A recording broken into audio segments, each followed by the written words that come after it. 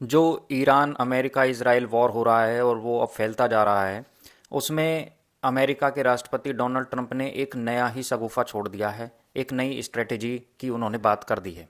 उन्होंने कहा है कि ईरान को अब हर तरफ से घेरने की तैयारी करनी चाहिए।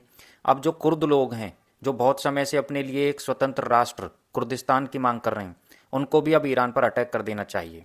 वहीं कुर्द लोग जो हैं, कुर्दिश उनकी फोर्स है, वो ऐसे लड़ाके हैं कि वो हर समय लड़ने के लिए तैयार रहते हैं। उनकी अपनी मिलिट्री भी है। अब वो कह रहे हैं कि अमेरिका हमारी थोड़ी सी सपोर्ट करे तो हम ईरान पर अटैक करने के लिए बिल्कुल तैयार हैं। तो आज हम जानेंगे ये कुर्द लोग कौन हैं। कुर्द यानी कुर्दिश लोग और कुर्दिस्तान का मुद्दा पूरे मिडल ईस्ट के सबसे जटिल और ऐतिहासिक विषयों में से एक है। कुर्द एक इंडो यूरोपीय जातीय समूह है जो मुख्य रूप से मध्य पूर्व के पहाड़ी इलाकों में रहते हैं। इनकी कुल आबादी लगभग 3 से 4.5 करोड़ के बीच मानी जाती है और यह दुनिया का सबसे बड़ा जातीय समूह है जिसका अपना कोई स्वतंत्र देश नहीं है। ये अपने लिए कुर्दिस्तान कंट्री की मांग करते हैं और ये सबसे बड़ा ग्रुप है जिसका अभी तक अपना कोई कंट्री नहीं बना है। इनकी अपनी एक विशिष्ट भाषा है कुर्दिश, और ये फारसी यानी पर्शियन से काफ़ी मिलती जुलती है। इनकी संस्कृति, पहनावा और परंपराएं अरब या तुर्क लोगों से बिल्कुल अलग हैं। अधिकांश कुर्द सुन्नी मुसलमान हैं, लेकिन इनमें शिया, ईसाई और यजीदी समुदाय के लोग भी शामिल हैं। यज़दी लोग वो हैं जिन्हें बहुत ज़्यादा परसिक्यूट किया गया है और बहुत ज़्यादा उनकी हत्याएं भी की गई हैं।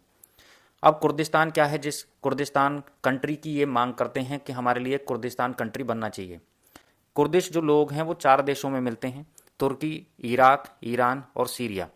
अब अगर इनको अपना कुर्दिस्तान बनाना है तो इन 4 देशों के हिस्से उनको काटने पड़ेंगे। जो तुर्की है, यहाँ कुर्दों की सबसे बड़ी आबादी रहती है। इराक जो है, यहाँ कुर्दिस्तान क्षेत्रीय सरकार है इनकी, KRG, कुर्दिस्तान या कुर्दिश रीजनल गवर्नमेंट, जिससे स्वायत्ता प्राप्त है, वो ऑटोनमस है। ईरान है, इसे ईरानी कुर्दिस्तान या रोजहलात कहा जाता है ईरान के अंदर। सीरिया के अंदर गृह युद्ध के बाद कुर्दों ने अपना प्रशासन यानी रोजहवा वहाँ पे बनाया हुआ है। अब मुख्य विवाद और इतिहास अगर उनका देखें, कुर्दों के साथ इतिहास में कई उतार चढ़ाव आए हैं जो आज भी जारी हैं। प्रथम विश्व युद्ध के बाद उन्हें धोखा मिला। 1920 में सेवरेस की जो संधि हुई है, ट्रीटी ऑफ सेवरेस या सीवर्स, उसमें कुर्दों के लिए एक स्वतंत्र देश का वादा किया गया था। लेकिन बाद में ट्रीटी ऑफ लॉसेन या लोसाने की संधि में इस वादे को हटा दिया गया और कुर्द क्षेत्र को अलग अलग देशों में बांट दिया गया। तुर्की, इराक और सीरिया जैसे देशों में कुर्दों ने अपनी पहचान और अधिकारों के लिए लंबे समय तक संघर्ष किया है। इराक में सद्दाम हुसैन के दौर में उन पर रासायनिक हमला भी हुआ, जिसे हलब्जा नरसंहार भी कहा जाता है। हाल के वर्षों में कुर्द लड़ाकों जैसे पेशमर्गा और YPG ने आतंकी संगठन ISIS को हराने में दुनिया भर की मदद की और अपनी सैन्य शक्ति का लोहा मनवाया। वर्तमान स्थिति अगर उनकी देखें तो आज भी अधिकांश कुर्द एक स्वतंत्र कुर्दिस्तान का सपना देखते हैं, लेकिन जिन देशों में वे रहते हैं वे अपनी ज़मीन का हिस्सा देने को तैयार नहीं हैं। पहले ही बताया कि 4 देशों में वो रहते हैं और वो चारों देश अपनी ज़मीन का हिस्सा उन्हें देने के लिए तैयार नहीं हैं।